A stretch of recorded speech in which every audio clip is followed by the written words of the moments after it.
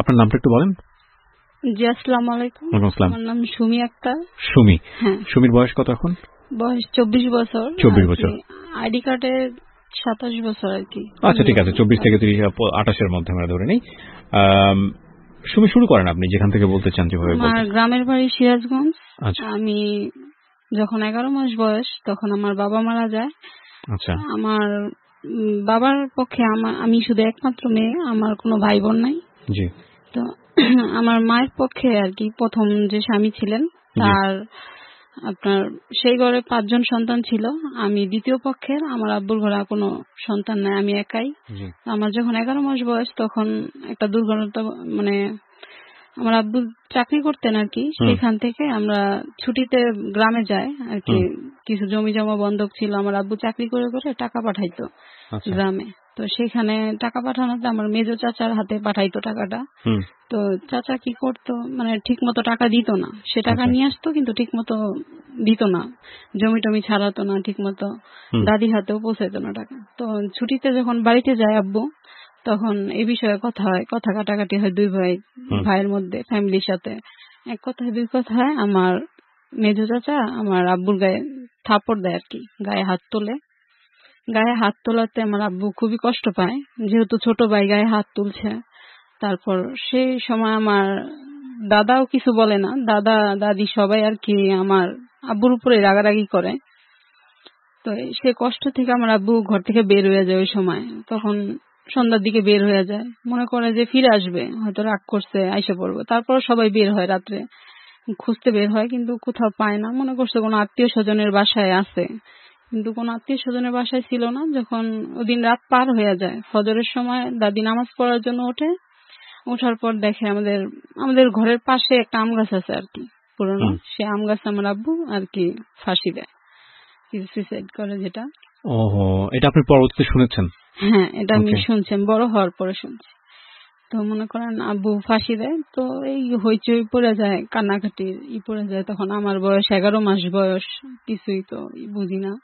মা তো তেমন কর্ম করতো না বিয়ের পর। তো মনে করেন সবাই আর কি বলে, যদি এই কথা কাটাকাটির কথা উঠে তাহলে আমার মেজো চাচারে নাকি পুলিশে নিয়ে যাবে, একটা পুলিশের ঝামেলা হইতে পারে। সকালবেলা যখন পুলিশ আসে তো মারে শিখিয়ে দেয় সবাই, যে বলবেন যে আপনার হয়েছে, উনার পেটে ব্যথা ছিল মারাত্মক, উনি সহ্য করতে পারতো না। পেটে ব্যথা সহ্য করতে না পারে কোন সময় যেন গিয়া এই কাজটা করছে, ফাঁসি দিছে। তখন মারে আলাদা রুমে আটকে রাখে, এইভাবে বলে। মাও ভয় পায় আর কি। মাও সেই কথাই বলে পুলিশের সামনে। পুলিশে যখন ওনার কথা শুনতে চায় তখন মাও বলে এই কথা। তো বলে পরে এই পুলিশের ঝামেলা শেষ করে দেয়। পুলিশ আর আমার মেজো চাচারে আর ফ্যামিলির আর কোনো আসেন আর কি। তারপর থেকে মনে করেন আমারে ওই আব্বুর ঝামেলা মিটমাট হওয়ার পর, মাটি দেওয়ার পর 1 মাসের মধ্যে আমারে আর মারে, তখন আমি তো কোলে ছিলাম, আমাদের নিয়ে আমাদের এই শহরে দিয়ে যায় আর কি। পুরনো এক বাসা ভাড়া ছিল, এই বাসায় এসে আর কি দিয়ে যায় আমার এক দাদা, শহরে দিয়ে যায়। তখন থেকে আবার মায়ের স্ট্রাগল শুরু হয়। আমার মা মনে করেন অনেক কষ্ট করে আমার বড় করছে, মার মুখ থেকে যেটা শুনছি। ইটের ভাটায় কাজ করছে, আমার সাইডে বসায় রেখে ইটের ভাটায়। ছিলেন আপনারা যখন আপনার মা এই অবস্থা? তখন ছিলাম 6 ভাই বোন আর কি। প্রথম পক্ষের 5 ভাই বোন, ওনারা ছিল ওনাদের বাবার কাছে। আপনি আপনার মায়ের একা? হ্যাঁ, আমি মায়ের একা না, আমি এই আমার মায়ের দ্বিতীয় বিয়ের ঘরে আমি একা। আপনার মায়ের আগের ঘরে সন্তান? হ্যাঁ, আগের ঘরে সন্তান ছিল 5 জন। ওটা জানার পর না, ওরা আমাদের সঙ্গে ছিল না। জানার পরে আমার আব্বু বিয়ে করে মারে। ঠিক আছে। উনি বিবাহিত, ওনার 5টা সন্তান আছে, জানার পরও আমার আব্বু বিয়ে করে। তো মনে করেন যখন শহরে থাকে তো ইট ভাঙতো, মনে করেন ইটের ভাটায় কাজ করতো। আপনাকে কোথায় রাখতো ওই সময়? সাথে নিয়ে কাজ করতো। সাথে নিয়ে? আপনার এই সাইডে বসে রেখা আছে এগুলো মনে পড়ে না?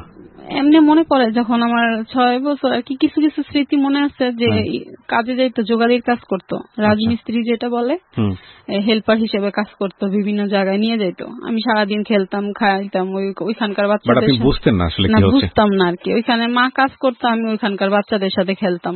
আবার রাত শেষে সন্ধ্যার সময় টাকা টুকা বুঝিয়ে দিত, আবার আমার কোলে করে নিয়ে চলে আসতো। মানে এরকম করে আর কি কাজ করছে। এমন মনে আছে একটা, মনে করেন বালু টানতো মা, এই ঢাকায় আর কি, গাবতলির দিকে বালু টানছে, আমার বসায় রাখছে জাহাজের সাইডে বসায় রেখে মা দেখতাম বালু টানতো। তখন বালু টাইম না 2টা বা 12টা পর্যন্ত কাজ করতো, কাজ করে আমার নিয়ে আবার চলে আসতো। আচ্ছা, আমি ওখানে সারাদিন বসে থাকতাম, ওইখানে খেলতাম, খেলাধুলা করতাম।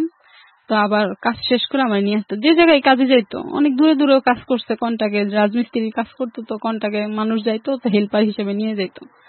তো মা একটু সরল সহজ টাইপের ছিল, এই কারণে মারে সবাই আর কি কাজেও নিত। মনে করেন এরকম কাজ করতে 8তলা 10তলা একটা সিমেন্টের বস্তা নিয়ে উঠছে, উঠতে গিয়ে একবার ব্যথা পাইছে আর কি, উঠতে গিয়ে পিঠে ব্যথা পায়, মেরুদণ্ডের হাড্ডিতে সমস্যা হয়। তো তখন থেকে আর ভারী কাজ করতে পারে না। তখন থেকে ভারী কাজ বাদ দিয়ে কি করবো এখন, তখন আমার বয়স 6 বছর হয় নাই, কাজ করতে পারে না ভারী কাজ। তখন আবার কি করলো, ব্যবসা করলো। বিভিন্ন শাক পাতা এগুলো তুলে নিয়ে আসতো গ্রাম সাইডের থেকে, আইনা মনে করেন এগুলি স্কুলের সামনে ভাগা দিয়ে দিয়ে বিক্রি করতো। আপনার সাথে নিয়ে? হ্যাঁ, আমার সাথে নিয়ে। তো আমি যখন বড় হয়েছি আমার কাছে দিয়ে দিত, মোটা বান্ধা বান্ধা আমার কাছে দিয়ে দিত, আমি আবার এগুলা স্কুলের সামনে নিয়ে বিক্রি করতাম। তারপরে আপনি পড়তেন ওই সময়? না, ওই সময় ভর্তি করে নাই, তখন আমার স্কুলে ভর্তি করে নাই। তো মনে করেন ওই সময় এরকম করতাম। আবার যখন আর একটু বুঝাইলাম, 6 বছর হয়েছে, তখন আবার স্কুলে ভর্তি করানোর জন্য স্কুলে নিয়ে যায়। তখন আগে যে ব্রাক স্কুলে মনে করেন দিত না, যে বিয়ের সামগ্রী দিয়ে দিত, ল্যাপ তোষক থালা বাসন যা লাগতো ভর্তি করলে। হ্যাঁ হ্যাঁ, একটা নিয়ম ছিল ওই সময়, 5 পর্যন্ত পড়লে এগুলা দিয়ে, একদম একটা মেয়ের আর কি 5 পর্যন্ত পড়ালেখা করাইলে ওনারা এগুলা দিয়ে দিবে বিয়েতে। হ্যাঁ, বিয়ের জন্য আর কি। মেয়েটার 5 পড়ানোর পরে বিয়ে হয়ে যাবে এরকম কোনো কিছু নাকি? এরকম হয়ে যাবে মানে দিয়ে দেয় আর কি, ওইটা নিয়ম মেয়েদের। ইন্টারেস্টিং, আমার জানা ছিল না। হ্যাঁ, এটা দিয়ে দিত। তো ওই স্কুলে নিয়ে যায়, তখন আমার 6 বছর হয় নাই। তখন আগের যে নিয়ম ছিল, মাথার উপর দিয়ে কান ধরতে হইতো, তাহলে স্কুলে ভর্তি নিব, নাইলে নিব না। তো মনে করেন এরকম আমি কান ধরতে পারি নাই, তখন আমার ভর্তি নেয় নাই। তো ওইখান থেকে আবার নিয়ে আসে। তখন আবার আমিনবাজারে তো ছিলাম, তখন ওইখানে আরেকটা স্কুলে নিয়ে যায়, সরকারি স্কুলে, তখন ওইখানে ভর্তি করে দেয়। তো ওই স্কুলে যাইতাম আইতাম, আর মনে করেন সকালবেলা হইলে ওখানকার ছেলে মেয়েরা ছিল, তো তখন ওনাদের সাথে সকালে বাজারে যাইতাম। ওই ছেলে মেয়েরা সবাই ওখানকার ওই এলাকা ছিল, যারা আমরা একটা এরিয়ার মধ্যে ছিলাম আর কি, বস্তিও বলে আর কি। কিন্তু ওই ছেলে মেয়েদের সাথে মনে করেন যাইতাম ওইখানে। বাজারে গেলে তো কারোর দোকানে তরকারি সাজাই দিতাম, পড়াশোনাও করতাম, তরকারি সাজাই দিতাম। ওই 10 টাকা দিত, তো একবেলা তরকারি দিয়ে দিত। মনে করেন এরকম করে আর কি। পেঁপে বস্তা বস্তা পেঁপে কষ ছিল, সেই পেঁপে ধুয়ে দিলে মনে করেন 1 বস্তা পেঁপে ধুয়ে দিলে 10 টাকা দিত। এরকম করে করে আনতাম, আনলে তো সংসারটা চলতো। মা তো ভারী কাজ করতে পারতো না। আর ওই যা শাক পাতা আনতো, ওগুলা মনে করেন বিকালে নিয়ে যেতাম, বাইন্দা রাখতো বিকালে স্কুলের সামনে। বিভিন্ন যারা পরিচিত ছিল এরা নিয়ে গেল। মনে করেন এইভাবে করে ওইখানে ক্লাস 4 পর্যন্ত পড়ালেখা করলাম। তখন আবার আস্তে আস্তে আমার মার যে প্রথম পক্ষের ছেলে মেয়ে, ওরা আস্তে আস্তে সন্ধান পেয়ে চলে আসলো, একে একে করে আসা শুরু করলো। মনে করেন আসতো, মনে করেন আস্তে আস্তে আসা যাওয়া করতে করতে, যে ওই ঘরের তো মেয়েরা বড় ছিল, প্রথম 2 মেয়ে বড় ছিল, তারপরে 2 ছেলে ছিল ওই ভাই বোনের মধ্যে। তো মেয়েরা আসলো, মেয়ে এসে একটা গার্মেন্টসে ঢুকলো, মা ঢুকাই দিল একটা কাজে। তো ঠিক মতো কাজ করতো না, কাজ করলে টাকা টুকা পাইলেও নিজেরটা নিজেই খরচ করতো, সংসারে দিত না। তো এই কষ্টই ছিল। তারপর আবার ভাই এলো, ভাইও এরকম করলো, কাজ করে তো ঠিক মতো টাকা দেয় না, কয়দিন এখানে করে তো কয়দিন নারায়ণগঞ্জ চলে যায়, মানে মিলে জিলে থাকে। তখন আমার বড় আপা ছিল আবার নারায়ণগঞ্জ ওই সংসারে, তো উনি নারায়ণগঞ্জ ছিল, ওই বোনের কাছে চলে যেত, আবার এখানেও আসতো। মনে করেন এরকম করে থাকতো। মনে করেন আমার দেখতেই পারতো না আর কি, ওরা সহ্য করতে পারতো, ওরা চাইতো আমার কারো কাছে দিয়ে দিক। তখন আর কি আমি আমার গ্রামের বাড়ি সম্পর্কে কিছুই জানি না, যে আমার দাদা দাদি আছে কিনা। তখন আমি বুঝতামই না যে আসলে বাবাও এরকম হয় আর কি, 2টা হয় বাবা, মানে এটা কোনো জ্ঞানই ছিল না আমার। তো মনে করেন ওরা অনেক বকাবকি করতো, মারতো, ধরতো, তো কান্নাকাটি করতাম, মার কাছে যাইতাম, তো ওই মা আবার বুঝাই দিত। তো এরকম করতে করতে ওরা অনেক অনেক নোংরা নোংরা ভাষা কয় ওরা আর কি, যেগুলা শুনতেও পারি না। তখন বয়স কত আপনার? তখন 7-8 বছর আর কি। স্কুলে ভর্তি হননি তখনও? হ্যাঁ, তখন আমি ফ্রিতে পড়ি। হ্যাঁ, ওই সরকারি স্কুল থেকে আবার ব্রাকে নিয়ে আসে আমাদের বাড়ির ভিতরে আর কি, ব্রাক স্কুল খুলে, তো স্কুলে এসে পড়ি। তো এখানে দেখলাম আবার মা স্কুলে পড়লে আবার টিউশনি পড়তে হয়। তখন আমি 2-3 উঠে গেছি আর কি। 3 উঠছি, পরে এরকম করে আর কি চলতেছে। বাজারে যাই, তরকারি বেশি, সকালে ওদিকে কাজ করি, 20 টাকা দিলে আর কিছু তরকারি দিয়ে দিত, বাসায় নিয়ে আসতাম। আর মা শাক পাতা তুলতো, এগুলো আবার বিকাল স্কুলের সামনে নিয়ে যেতাম। এগুলো নিয়ে বিক্রি করতেন? হ্যাঁ। ক টাকা হতো এই সময় বিক্রি টিক্রি করলে? ওই সময় 2 টাকা আটি, 3 টাকা আটি, 5 টাকা আটি, একটা কিছু শাক মিলে একটা এক আটি করে দিত, তো 5 টাকা করে আটি বিক্রি করতাম। এগুলো বিক্রি করে টাকা নিয়ে বাড়ি চলে আসতাম? হ্যাঁ, বাসায় নিয়ে আসতাম। ওগুলা দিয়ে আবার মা সংসার চালাইতো, ঘর ভাড়া দিত, ওনার ওষুধ চলতো। তো মনে করেন এরকম করতে করতে ক্লাস 3-তে যখন উঠলাম, তো দেখে মা আর পারতেছে না শাক পাতা, তখন পানি টানি উঠে গেলে তখন আবার কষ্ট হয়ে যেত। তখন মনে করেন বিভিন্ন জায়গায় যে ধান রোপণ করতো তো ঢাকার দিকে, তো পানি উঠে গেলে ওনারা আবার এটি নিত না। তখন কি করতো, ওইখানকার আর কি আছে যারা থাকতো আরো আমাদের সাথে, ওনারা সবাই মিলে ওই ধান নিয়ে আসতো, পানি থেকে ডিপ দিয়ে ওই ধান তুলে নিয়ে আসতো। ওগুলা কৃষকরা ফালাই দিত, কারণ উঠাইতে পারবো না, পচে যেত। ওগুলাই না, ওগুলারে মনে করেন ধান গুলারে পাড়ায় টাড়ায় ওগুলারে আর কি করতো, খাবার উপযোগী করতো, ভাঙ্গায় টাঙ্গে। এরকম করতে করতে 3-তে যখন পড়ি, তখন আবার সবাই আর কি নারায়ণগঞ্জ চলে আসে, ওই ভাই বোনেরা। তখন আর একজনও ছিল না এখানে। তখন বড় ভাই আর কি বিয়ে করব, তো মনে করেন বলতেছে যে এখানে নিয়ে আসবো, নারায়ণগঞ্জ নিয়ে যাবো, তো বিয়ে করবো, যে মারে নিয়ে আসো, ফ্যামিলি ছাড়া তো কোনো মেয়ে দিব না, দিতে চায় না, হ্যাঁ নিয়ে আসো। হ্যাঁ, নিয়ে আসলে আমার বিয়েটা হয়ে গেলে তারপরে আল্লাহ লাগে হ্যাঁ জেনে মন চায় হেনে যাবো। তো এরকম করতে করতে মনে করেন হ্যাঁ নিয়ে গেল আমাদের। এর মাঝে আবার যখন আমি স্কুলে পড়তাম, তখন মেজো বোনটা ওইখানেই থাকতো, ওইটার আবার তখন ওইখানে বিয়ে হয়েছে। বিয়ে হয়েছে অনেক, মানে কথায় কথা আমার মারধর করতো, বাপের ঠিক নাই, এটা সেটা নানান কথা বলতো আর কি। কার মেয়ে টার মেয়ে দিয়ে আসো, এটারে পালক দিয়ে দাও, কোনোখানে দিয়ে দাও, মানে দেখতেই পারতো না ওরা, মানে সহ্যই করতে পারতো না আর কি। মনে করেন যে মার কাছে থাকি আমি, সহ্য করতে পারতাম না এই কষ্টে। ব্রাক স্কুলে যে পড়তাম, ম্যাডামরা আমার খুব আদর করতো, দেখতো সামনে কত কষ্ট করি, ভাই বোনের কাছ থেকে এরকম অপমান। মনে করেন ওনা বললো কি তাহলে আমার কাছে দিয়ে দাও একটা ম্যাডাম, তো ওই ম্যাডামের কাছে দিল, বলে যে আমি ওর পড়ালেখা চালাবো, আমার কাছে থাকবো, আমার টুকিটাকি কাজকর্ম করে দিব। তো দিল ম্যাডামের কাছে। তো ওইখানে আবার কাছাকাছি, তো মারে ছাড়া থাকতে পারতাম না, অল্প বয়স ছিল, 8 বছর, বুঝতাম না, থাকতে চাইতাম না, আবার চলে আসতাম, বাসায় এসে পড়তাম। তো এরকম করে আবার ঝগড়াঝাটি করতো, আবার বোনে গায়ে হাত তুলতো, দেখতাম মা অনেক কষ্ট পাইতো, কান্নাকাটি করতো মাঠের মধ্যে ঘুরে ঘুরে। তো এই কইরা কইরা মনে করেন আবার একখানে দিয়ে দিল, মানে ওই এলাকারই পরিচিত একজন, তো বললো আমার মেয়ের বাড়ি লোক লাগবো, তো তোমার মেয়েটারে দিয়ে দাও। তো সে ওনার মেয়ের বাড়ি আমার দিয়ে দিল। তো সেখানে ছিলাম 3 মাস, মারে ছাড়া মনে করেন থাকতে পারি না, ছোট ছিলাম, কাজকর্ম এত বুঝতাম না। তো 3 মাস থাকার পরে মা বলল থাক, আবার নিয়ে এসে যে ও থাকুক, আমার কাছেই থাকুক। তা আবার নিয়ে এসে ওই বাসা থেকে আনছে, পরে আবার ওনারা এখানেই থাকলাম।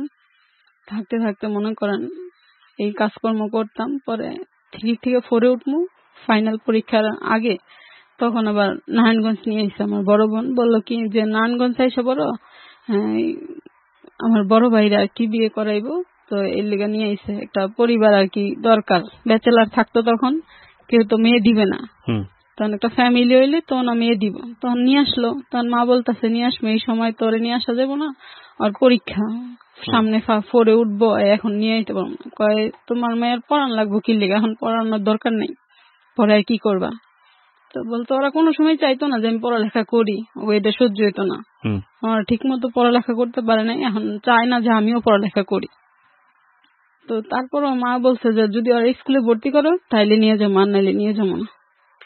তারপরে মারে বলে যে ঠিক আছে, তুমি যখন না ভর্তি করলে আইবা না, তাহলে ওরে ভর্তি করে দিই আমি স্কুলে। তো এখানে নিয়ে এসে নারায়ণগঞ্জ যাই না, আবার স্কুলে ভর্তি করে দেয় ক্লাস 4-এ। 4-এ ভর্তি করে। তো 4-এ থেকে মনে করেন ওনাদের সমস্ত পারফরমেন্স যা আর কি সবই করছি, যে যা বলতো তাই করতাম। মনে করেন ভয় পাইতাম প্রচুর, ভাইয়া আপারে সবাই আর কি ভয় পেয়ে চলতাম, অনেক যা বলতো তাই করতাম, যে না বললে তো উল্টা পাল্টা কথা বলবে, বাসা থেকে বের করে দিবে। বাসা থেকেও বের করে দিচ্ছে কয়েকবার। মেজোটা আবার কি করতো, এই ঢাকা থেকে যখন নারায়ণগঞ্জ যাইতো, ও গিয়ে শুরু করে দিত, সুখে থাকবো, মানে ওর দেখতেই পারতো না আমারে, মানে টর্চার শুরু করে দিত, আর বের করে দাও এটা সেটা। কয়েকদিন মারছে ও গিয়া, ওইখানে গেছে, পরে মারছে, গায়ে হাত তুলছে, কাপড় চুপড় ধুয়ে বাসা থেকে বের করে দিছে। জেনে মন চাই না চলে যাও। তা আমি আবার কাপড় চোপড় নিয়ে আপার কাছে চলে যাই, বড়টার কাছে গিয়ে বিচার দিই যে এমন এমন এমন করে আমার বাসা থেকে বের করে দিছে। বড়টা আবার কয় ঠিক আছে তুই দেখি কি করে। তো ভাইয়া হে পরে আবার বুঝায় বাইর লোকে পাঠায় দেয়। তো যাই, তো এটা এরকম যখনই যায় তখনই এরকম ঝগড়াঝাটি করে। তো এদিক দিয়ে পড়ালেখার খরচ ক্লাস 4 ভর্তি করে দিছে ঠিক, কিন্তু বেতন টেতন দিতে চায় না। বেতন চাইলে দিতে চায় না। মনে করেন একটা বই লাগবো কিনে দিতে চাইবো না, একটা ব্যাগ লাগবো কিনে দিব না, এক সেট জামা কাপড় কিনে দিব না। বড় বোনের জামা এই দিয়ে আমার পড়তে হইতো। আমার 9 বছর 10 বছর বয়স, এত বড় মানুষের 3 পিস, এই পুরান 3 পিস এগুলো আমার দিয়ে দিত, তুই এগুলা পর। তারপরেও ভাই আছে না এক্সট্রা খরচ আছে না, একটা পোশাক আশাক এগুলা কিনে দিব না। গাইড লাগতো, বই লাগতো, টিউশনি করলে বেতন দিতে হবে, দিব না। তো হিন্দু একটা ম্যাডামের কাছে পড়তাম, ম্যাডামটাও বুঝতো যে না এমন কষ্ট করে ওর মাও তো কই থেকে দিব। তো ম্যাডামটা অনেক সময় বেতন নিত, অনেক সময় নিত না। তো মা আবার কি করতো, কোনো সময় যা পারতো ম্যাডামটা দিত, ম্যাডামে কোনো সময় করতো না। দিয়ে ওইখানে 4 পড়ি, 5 উঠবো, ওই সময় আবার বড় ভাইরে বিয়ে করায়, মেয়ে দেখে বিয়ে করায়। বিয়ের পরে মনে করেন শুরু হয় আরেক ঝামেলা। সেই ঝামেলা যেমন আমি মা, তো ওনারা আবার মিথ্যা কথা বলে বিয়ে করায় যে সংসারে মা আছে, কিন্তু আমি যে আমার বোন বলে পরিচয় দেয় না, বলে এটা মা অসুস্থ তো মারে দেখাশোনা করার লেগে মেয়েরে নিয়ে আসি। বিয়েটা মানে মেয়ে দেখতে গেছে, সবাই চলে গেছে, বোনের ফ্যামিলি গেছে, বোনের শ্বশুর বাড়ির ফ্যামিলি গেছে, ভাই গেছে, মার কথা পরিচয় দিচ্ছে না, আমার পরিচয় দেয়নি। ওখানে বলে আমি নাকি মানে আমার পালক নিয়ে আসছে, পালতে নিয়ে আসছে, মার দেখশন করার লেগে আমার আনছে। যে পরিবারের সাথে বিয়ে, ওনারা তো মনে হচ্ছে ওরা দেখতে আনছে, আবার পড়ালেখা করাইবো কেলে। বিয়ের পর ভাইয়ের বউ বলতেছে যে ওরে কি এর পড়ালেখা করাইবো, আর পড়ালেখা করানো লাগবে না, ওরে পড়ালেখা করাইলে আমারও পড়ালেখা করাই দিও। ভাইয়ের ওয়াইফ আর কি বলে, তো মনে করেন বলেন তারপর ওরে পড়ালেখা করাইলে আমারও পড়ালেখা, আমার বই খাতা এগুলা কি করতো, ছুঁড়ে ছুঁড়ে ফালাই দিত স্টোরুমে। ফালাই দিয়ে দিয়ে যদি আমি খুঁজে না পাইতাম তো ভাইয়ের কাছে এটা সেটা বলে মার খাওয়াইতো। তো ভাইয়া আবার চিলাচিলি করতো, আইনা দিত না, একটা গাইড লাগবে কিংবা বই লাগবে, এগুলা কোনো সময় আইনা দিতে চাইতো না। তো বলতে বলতে বলতে বলতে একটা নিয়ে আসবে এরকম। তো টিউশনের ফি তখন ছিল 200 টাকা, 200 টাকা করে ম্যাডামের কাছে 300 টাকা করে পড়তাম। তো 300 টাকা দিতে চাইতো না। ভাইয়ের ওয়াইফ বলতো কি 300 টাকা করে দিবা, আমার ভবিষ্যৎ নাই, মানে ওনাদের ভবিষ্যতের কথা চিন্তা করে আমার টিউশনি পড়াটাও বন্ধ করে দিছে। তো স্কুলে তখন 5 পাস করি। তো 5 পাস করার পরে আবার একটা হাই স্কুলে আর কি করি, ভর্তি পরীক্ষা দিব। ভর্তি পরীক্ষার কোচিং করতে হয়। কোচিং করার জন্য মনে করেন কিছু টাকা লাগবে, 500 টাকা মনে হয়, মানে 1 মাস কোচিং করাবে 500 টাকা। তো এই টাকাটাও দিতে চায়নি। তখন বড় দুলাভাই যে বলতেছে পড়ালেখা যেহেতু করাইবা দেও, সমস্যা কি, দিলে তো বিফলে যাবেন। তো কি আর রাজি হয় না, দিব না, ভর্তিই করবো না মানে। তারপর বড় দুলাভাই বলে যে থাক, উনি আবার ভালো মানুষ ছিল, উনি বলে যে থাক আমি দিতেছি, পরে দিয়ে দিব না। আমার ভাই পরে ভাই দিছে, অবশ্য পরে নিয়ে নিছে, প্রথম দিতে চায়নি, পরে ভর্তি করে দিছে স্কুল, হাই স্কুলে ভর্তি করছে। ক্লাস 6 যখন পড়ালেখা করি তখন মনে করেন এরকম সংসারে প্রতিদিন একটা না একটা সংসার। তখন কিভাবে চলতেছিল ক্লাস 5 যখন পড়ানো, ভাইরা কি কোনো সাপোর্ট দিত? হ্যাঁ, তখন ওই যে বড় ভাইয়ের কাছে চলে যাই, বড় ভাই যে চাকরি করতো ওইটার উপরেই চলতো সংসার, ওইটার বড় ভাই চালাইতো। তখন আর আমি কোনো কাজ টাজ করি না, ওইখানে গিয়ে পড়ালেখা করি, এমনি সংসারের কাজকর্ম টুকটাক বাজার টাজার করা এগুলো আমার দিয়ে করাইতো। আচ্ছা আচ্ছা, হ্যাঁ এগুলো আমি করতাম। সকালে বাজার করা, বাজার টাজার করে দিয়ে তারপরে স্কুলে যেতাম। মানে এরকম করে এই 6 পড়তেছি, প্রতিদিন একটার পর একটা সমস্যা থাকে। মানে আজকে মার সাথে লাগছে, তো এইটা হইছে নাই কথা নিয়ে ঝগড়াঝাটি অশান্তি লেগেই ছিল সংসার, একটার পর একটা সমস্যা ছিলই। তো এই সমস্যা থেকে মনে করেন 1 দিন 2 দিন 3 দিন তো মা আবার সহ্য করতে পারে নাই। এই একটা রুম, 2টা রুমই ছিল, কিন্তু এক রুমে ওনারা হাজবেন্ড ওয়াইফ ছিল, আমার ভাই, ভাইয়ের বউ, আর নিচে আমরা শুইতাম, নিচে ফ্লোরে বিছানা করে মা আর আমি শুইতাম। তো মনে করেন আরেকটা রুম ছিল মাঝখানে, যে রুম নিত ডাইনিং রুমটার মধ্যে এই সাবলেট ছিল, তো ডাইনিং রুম আর এক রুম ইউজ করতাম আমরা, আরেক রুম আরেকজনের ভাড়া দেওয়া ছিল। মাঝখানের রুমে আবার মামা ছিল, একটা মামা আর কি, আমার বড় বোনের ননাসের ছেলে, ওই মামা থাকতো, থেকে চাকরি করতো, ওই মামা 2 জন থাকতো ওই জায়গায়, আর আমরা ফ্লোরে শুইতাম। তো প্রতিদিন একটা না একটা ঝামেলা, মনে করেন ঘুম থেকে উঠার আগে চিল্লাচিল্লি ঝগড়াঝাটি, হ্যাঁ হাজবেন্ড ওয়াইফ লেগে যেত ঝগড়া। তোকে তো মার লেগে অশান্তি লাগছে, তোকে তো ওর লেগে ঝগড়া লাগছে, হের লেগে ঝগড়া লাগছে, খুদাই নাই কথায় ঝগড়া শুরু হয়ে যেত। তো মা 1 দিন 2 দিন কষ্ট সহ্য না করতে পারে, মা চলে যায় বাসা থেকে, কিছু কাপড় চোপড় নিয়ে মা বের হয়ে যায়। ঝগড়াঝাটি অশান্তি দেখে আর থাকতে পারে না, মা চলে যায়। পরে আমি ছিলাম, মা গিয়ে অন্য একটা বাসা নেয়, ছোট বাসা নিয়ে। তখন কি করব, বাসা নিলে তো হবে না, ভাড়া আছে, খাওয়া দাওয়া আছে, একজন মানুষ, তখন আবার কিস্তি তোলে আর কি। একজনের থেকে পরামর্শ নিয়ে 10,000 টাকা কিস্তি তুলে কিছু কাপড় উঠায়, কাপড় চোপড়ের ব্যবসা করে আর কি। তো কাপড় চোপড়ের ব্যবসা করে, তখন আমি তো মাস ছাড়া থাকতে পারি না, তখন আমিও কি করি, আমিও চলে যাই মার কাছে। মা একা একা থাকবো, আমিও মার কাছে চলে যাই, ভাইয়ের সংসারের দিকে যাই, এই মার কাছে থাকতে থাকি। তো মনে করেন মা কাপড়ের ব্যবসা করতো, ওই মোটামুটি চলতো আর কি। তারপর একদিন ভাইয়া আবার গেছে ওয়াইফ নিয়ে, ওনার বাচ্চা হওয়ার পরে আর কি, জিয়া বলতেছে যা হয়েছে হয়েছে ভুলে যাও, তো আয়সা পড়ো এখানে। মা বলে যাবো, আবার যদি ঝগড়াঝাটি, আবার এই অশান্তি, আবার বের হয়ে আসবো, তারপর আবার মানুষ হাসাহাসি করবো, আবার একটা হইব, তোরা আলাদাই থাক, তোরা শান্তিতে থাক আর কি। তখন আর ভাই বলে তো শান্তিতে যখন থাকবো, তো তোমার মাসে 2,000 টাকা করে টাকা দিব কিছু। তখন ভাই আবার নিজে ব্যবসা দেয়, ওর ব্যবসাটা ভালো চলতেছিল ভাই, তখন 2,000 টাকা করে মাসে দিত ভাই আর কি। ঘর ভাড়াটা আর কি ভাই দিত, বাকি খাওয়াবার মা চালাইতো। যেমন কাপড়ের ব্যবসা করতো, তখন আমি স্কুলে পড়তাম, তখনও ঠিক মতো আমার স্কুলের আমি টিউশনই করতে পারিনি, মানে পড়তে পারিনি কারো কাছে। ওই স্কুলের বেতনের জন্য মনে করেন এই আপনার স্কুলের যে হেড স্যার, তারপরে আপনার অধ্যক্ষ যারা আছে, তাদের বাড়ি বাড়ি যেতাম সকালবেলা গিয়ে, যাতে পরীক্ষার আগে একটু বেতনটা কমায় দেয় কিংবা বেতনটা মওকুফ করে।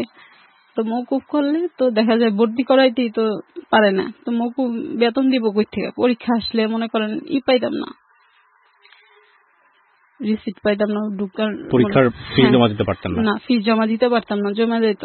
তো ওই হেড স্যার কাছে ঘুরতাম, ঘুরে ঘুরে মনে করেন এরকম করে নিতাম।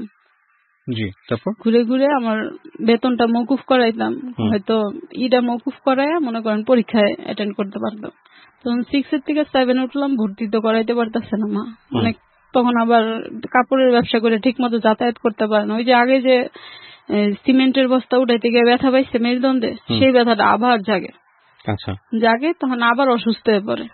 তখন কি করবো, ক্লাস 7 কষ্ট করে ভর্তি করছে, বড় আপার কাছ থেকে 2,000 টাকা না হাওলাত এনে ভর্তি করছে আমারে।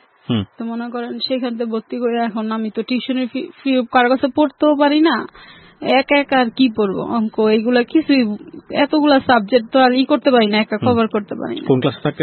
তখন 7 থাকতে। হ্যাঁ। আবার পরীক্ষা ফিস দিতে পারি না, বেতন দিতে পারি না, সব সময় তো আর স্যারেরা মাফ করে না। তো মনে করেন এরকম কি করব, তখন মা কি করলো, একটা কথা বলে, আমাকে কষ্ট তখন কিছুই ছিল না, একটা ফ্লোরে শুধু বিছানা করে শুইতাম, ফ্যান ছিল না ঘরে, একটা ওই কয়েকটা হাড়ি পাতিল এগুলা আর কাপড় চোপড় রাখা, এগুলাই কষ্ট করে চলতাম। এই গরমের মধ্যে পাশের রুমে হিন্দু মহিলা, উনার ঘরে বসে থাকতাম, উনি কখন কাজ থেকে আসবে, কাজ থেকে আসলে খাওয়া দাওয়া করে উনার ঘরে ফ্লোরে গিয়ে শুয়ে থাকতাম, গরমে ঘরেও থাকতে পারতাম না। তখন কি করবো, মা ওনারাও কষ্ট দেখতো, এত কষ্ট করি, মা অনেক অসুস্থ হয়ে পড়ে তখন। তো অসুস্থ হওয়ার পরে তখন ডাক্তারের কাছেও তো নিব, এত টাকাও তো নাই, ভাইয়াও কিছু বলে না, বললে আমি কই পাবো, তোমার আর ছেলে মেয়ে নাই, হ্যাঁ একটা বললে আরো 1000টা শোনায় দেয়। হ্যাঁ, যে 2,000 টাকা দিত সেটাও অনেক কথা শোনায় দিত, তারপরেও দিত, সে দিত, কিন্তু আর কোনো কেউ দিত না। আরো যে ভাই আছে একটা, এও দিত না কোনো সময়। মনে করেন এরকম করতে অনেক অসুস্থ হয়ে পড়ে। পরে আমি কি করি, একটা হুঁশিয়ারিতে আর কি, ছোট হুঁশিয়ারিতে জব নেই হেল্পার হিসেবে, তখন 3,000 টাকা আর কি স্যালারির মধ্যে জব নেই। তো আমার এদিকে স্কুল, তো আমি যেখানে কাজে লাগাই দেয় একজন আন্টি, ওনারে বলছি যে আমার তো স্কুল আছে, আমি অন্তত পড়তে চাই, আমি এসএসসি পাসটা তো করবো। তো মনে করেন উনি নিয়ে দেয়, ওই ভাইয়াদের সাথে কথা বলি, যে মালিক ওনার 2 জনের সাথে কথা বলি, যে ভাই আমার তো স্কুল আছে, আমি সকালে 11টায় স্কুল ছুটি হইব, আর 11টায় ছুটি হইলে 12টায় ছুটি হয় আর কি, 12টায় ছুটি হলে আমি দুপুরের পরে এসে কাজ করবো। তো ওনারা রাজি হয়েছে, বলছে আচ্ছা ঠিক আছে পড়ালেখা করো, গরিব মানুষ, ওনারা মানে পরে আমি এরকম করে 2-2.5 মাস পড়ালেখা করি আর কি।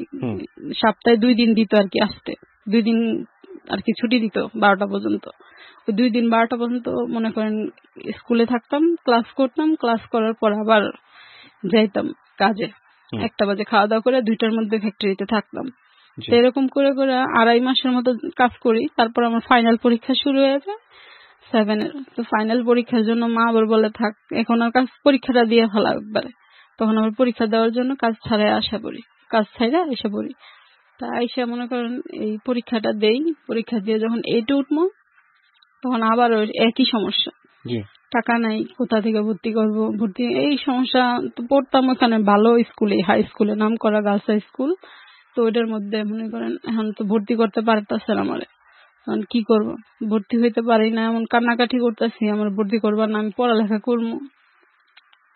তো বুঝাই তো টাকা পয়সা নাই, কি করবা, তোমার কেমনে ভর্তি করো। তা আবার কাজে ঢুকলাম আরেকজনের সাথে। আপনি কোন ক্লাসে? তখন 8-এ আর কি। এই কাজে ঢোকা বলতে কি ধরনের কাজ? তো হুঁশিয়ারি আর কি, মিনি গার্মেন্টস বলে আর কি, দেশি মাল, যে দেশি। এত ছোট বাচ্চাদেরকে ভর্তি নিত? হ্যাঁ, ওই যে স্যালারি কম দিত, 3000 টাকা 2500 টাকা বেতন দিয়ে রাখতো আর কি। হেল্পারি করতাম, সুতা কাটতাম, তো একটু চাটা বানায় দিতাম, এগুলা করতাম, ফ্লোর ঝাড়ু টাড়ু দিয়ে দিতাম। এইটা উঠার পরে তো ঠিক মতো স্কুলে যেতে পারিনি, ভর্তি করায় নাই। তখন কি করবো, কান্নাকাটি করি। তো একজনের সাথে ধরে আরেকটা আপু আসছিল আমাদের সাথে, ও কাজ করতো। তো বললো আমি নিয়ে কাজের ঢুকাই দিই তোমারে, দেখি। তখন আমি আবার একটু লম্বা চূড়া দেখতেছিলাম, লম্বা চূড়াইছিলাম, বোঝা যেত না যে লম্বা চূড়া হয়েছি, তো বোঝা যেত না, একেবারে অল্প বয়স, 13 বছর বয়স, বোঝা যায়নি। তো নিয়ে যায় কাজে, অন্যজনের আইডি কার্ড মানে জন্ম নিবন্ধন দিয়ে আমারে নিয়ে যায় একটা গার্মেন্টসে। নিয়ে যায় পরে গার্মেন্টসের গেটে দাঁড়ায়, ভিতরে নেয়, কিন্তু নেওয়ার পর ওনারা বুঝে যায় আমার যে অল্প বয়স, সেটা বুঝতে পারে। এখন পিএম স্যার বলতেছে যে গার্মেন্টসের যে নিতে আসছে যার ফ্লোরে, পিএম বলতেছে মেয়ের তো অল্প বয়স, এর কিভাবে নিব। এখন ওই আপুটা আবার বলে স্যার কিছু বললেন না, গরিব মানুষ, থাক দেখেন যদি কোনোভাবে নিতে পারেন তো সংসারটা চলবো। তো মনে করেন ওই স্যারে নিয়ে যায়, নিয়ে উপরে যায় আর বলে যে তুমি তো অল্প বয়স, সবার সামনে বললাম না, তুমি তো আমার মেয়ের থেকেও ছোট বয়স হবা, তোমার তো এখন কাজে কেমনে রাখবো, তুমি তো কাজ করতে পারবা না, বুঝবা না কিভাবে কি কাজ করতে হয় গার্মেন্টসে। তারপরও রাখে স্যারে, কিছুদিন ওখানে চাকরি করি। তো বাইরে আসলে আবার আমাকে এলাও করতো না, লুকায় ফেলতো। তো এরকম করে কয়েক মাস চাকরি করার পর ওখান থেকে কাজ ছাইড়া দিই। কাজ ছাইড়া দিয়ে মনে করেন আবার আইসা পড়ি। তো আইসা অন্য আরেকটা জায়গায় কাজ নেই, কাজ করতে করতে তো আমার স্যার দেখলো, স্যার বলতেছে যে প্রাইমারি স্কুলের স্যার আর কি, উনি আবার অনেক আদর করতো। তো উনি আবার একদিন রাস্তা দেখা হইলো, তুমি কি পড়াশোনা করো না? তো আমি বললাম যে না স্যার, আমি তো পড়াশোনা করি না, পড়াশোনা করতে পারতেছি না, এরকম এরকম সমস্যা। বলে তো কি করবা, এসএসসি পাসটা তো করবা। তখন কি করলো যে উনি একটা দিল আর কি, সমাধান দিল যে তোমার উন্মুক্তে ভর্তি করে দিই, অন্তত এসএসসি পাসটা করো, উন্মুক্ত থেকে কাজও করবা, শুক্রবার ক্লাসও করবা। পর স্যারের কথা শুনে স্যারের বললাম, তো স্যার আপনি একটু আমার ভর্তি করে দেন, আমি কাজটা করি দেন। তখন আমার আরেকটা ফ্যাক্টরিতে কাজ নেই, আমি সেখানে হেল্পারিতে কাজ করতে থাকি। তখন ওই স্যারে আমার উন্মুক্ততে ভর্তি করে দেয়, 7.5 সপ্তাহ কাজ করতাম, শুক্রবার হলে মনে করি স্কুলে যেতাম, ক্লাস করতাম। এই পুরো সপ্তাহ, এমন সপ্তাহ নাইট টাইট করছি। যেমন কালকে আমার পরীক্ষা, শুক্রবার কালকে পরীক্ষা, আজকে 12টা পর্যন্ত কাজ করছি। কাজ করে তারপরে বাসায় গিয়ে আমার পরীক্ষা দিতে হয়েছে পরের দিন। ছুটি দিতে চাইতো না, কমপ্লেক্স ফ্যাক্টরি মনে করেন, বললো হইতো না। তারপরে বইলা টইলা শুক্রবার বন্ধ নিতাম, অনেক সময় কাজের চাপের কারণে শুক্রবারও খোলা রাখে ফ্যাক্টরি গুলা। তো বইলা টইলা যাইতাম, পরীক্ষার কথা বইলা, তারপরে ছুটি দিত। মনে করেন আজকে 12টা পর্যন্ত কাজ করছি, কালকে আমার পরীক্ষা, বাসায় গিয়ে রাত জেগে পড়তে হইতো। পড়া তারপর এরকম করে এসএসসি পরীক্ষাটা দিই। এসএসসি পরীক্ষা দেওয়ার পর ওই কলেজে আর কি, ওই কলেজেই ভর্তি হয়ে আবার ইন্টারে ভর্তি হয়ে কলেজে। তখন আমি কাজ করি, বেতনে কাজ করে আমার সংসার চালাই। মা নিয়ে তখন আর মা কাজ করতে পারে না, কাপড়ের ব্যবসাটা বন্ধ হয়ে যায়।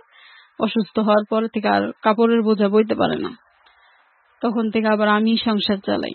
তখন থেকে এই পর্যন্ত মনে করেন এখনো আমি এই কাজ করে করে সংসার চালাইতেছি। ইন্টার পাস করি, ইন্টার পাস করার পরে ওই গার্মেন্টসে কাজ করি। আপনার ভাইগুলো কোথায় এখন? আছে ওইখানেই, কেউ ঢাকা থাকে, যে যার মতো আর কি। দেখেন না কেউ আপনার? না না, আপনার সংসারের আয় দিয়ে আপনার মা চলতেছে? হ্যাঁ, আমার আয় দিয়ে আর কি আমার সংসার চালাই। বিয়ে শাদী করেন নাই? না না, বিয়ে শাদীও করিনি। বিয়ে শাদী কেন হয়নি, মানে এটা কারণে বিয়ে শাদী হয়নি নাকি? এই একটা কারণে মনে করেন দেখলাম যে বোনেরা যে বিয়ে হয়েছে তারাও এত হ্যাপি না, মার জীবনে এত কষ্ট, মানে আমি আমারও তো সুখ হইব তারও নাই। তো আমারও মনে হইলো যে আমি বিয়ে করলে এমন অনেক ছেলেরা অফার দিত আর কি, কিন্তু আমি কোনো সময় এগুলোর মধ্যে যাইনি, যে হয়তো বা আমারও জীবনে এরকমই হবে এলোমেলো। যেহেতু মনে করেন মায়ের একটা আছে, তো ওই হিসেবে বাবা নাই, ভাই নাই। তো আমার যখন 15 বছর বয়স, 11 মাস বয়স আমার গ্রামের থেকে আমার নিয়ে আসছে শহরে মা। আর গ্রামে যায় আমার 15 বছর বয়স যখন, ভাই বোন অনেক খারাপ খারাপ কথা বলে, রাস্তার এটা সেটা নানান কথা বলে, তো সহ্য হইতো না। বলতাম যে আমার কি কেউ নাই, তুমি আমার গ্রামে নিয়ে যাও। মা বলে যে আছে, কেউ থাকবো না কে, সবাই আছে, নিয়ে যাবো তোরে।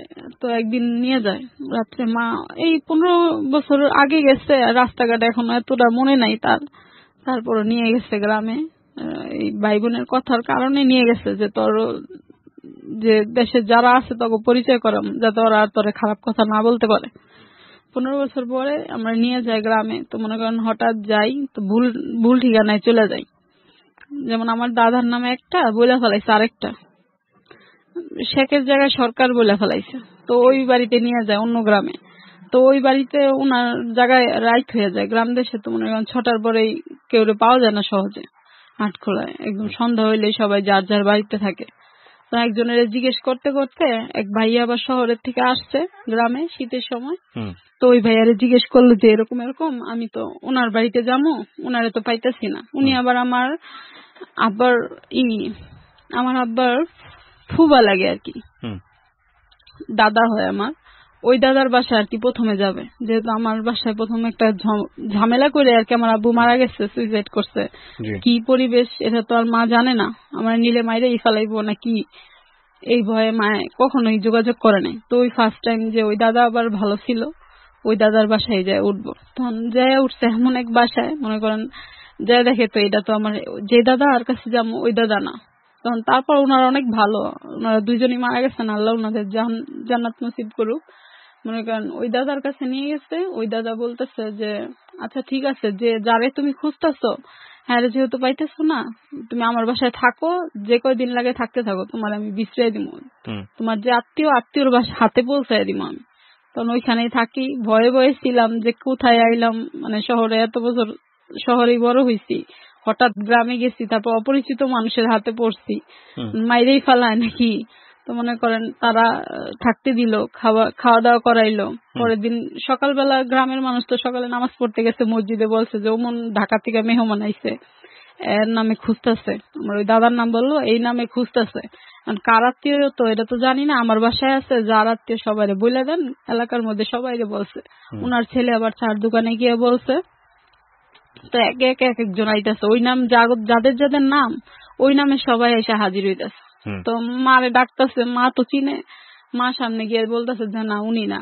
তো আবার এরকম করতে করতে 4-5 জন আসছে, 4-5 জনের মধ্যেই মানে কেউই না। পরে লাস্ট পর্যায়ে আবার আমার যে দাদার কাছে গেছি ওই দাদা আসছে। ওই দাদা আইসা তো মনে করেন মায়ের মুখের দিকে তাকায় রয়েছে, তাকায় গুইতেছে। তো মায়ের নাম ধরে বলতেছে যে তুমি বাইচে আছো এখনো, মেয়েরাও কি বেঁচে আছে? তখন মা বলে যে হ বাইচে আছে ফুবা, এই যে মেয়ে। পর মনে করেন ওই দাদার হাতে পৌঁছে দেয়। তো উনার তো জড়ায় ধরে অনেক কথা বলে যে এই 11 মাস বয়স রাইখাইছি ঢাকা, আর তো খবরও নিলা না, নিয়েও আসো নাই শহরের দিকে, বাইচে আছে নাকি মরে গেছে এটাও জানি না। তারপর মনে করেন উনি নিয়ে যায় ওনার সাথে চলে যাই ওনার বাসায়। যাই পরে আমার ওইখানে যে চাচা আছে, তারপর ফুবুরা আছে, আমার দাদা আছে, কাকিরা, তো ওনারা দেখা তো সবাই অবাক হয়ে গেছে যে এত বছর পরে এই মেয়ে আইছে। আমার আব্বুর নাম ধরে বলে হ্যাঁ নাই, তো হ্যাঁ মেয়েরা বাচ্চা আছে, এটাই তো অনেক। পরে ওনারা আদর আপ্যায়ন করে, ওনাদের ওখানে থাকি কয়েকদিন। থাকার পর ওনাদের কাছ থেকে জানতে পারি আমাদের বাড়ির অবস্থা কি, কে কি অবস্থানে আছে।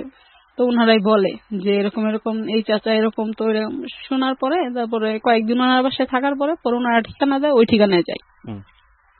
তো বাড়িতে যখন যাই তখন যায় দেখি সবাই অবাক হয়ে যায় আমাদের দেখান, যে এত বছর পরে এরা বাইচা আছে। এরা তো এখনো মনে করছে আমরা মারা গেছি, এটা মনে করছে যে আমি বাইচা নাই।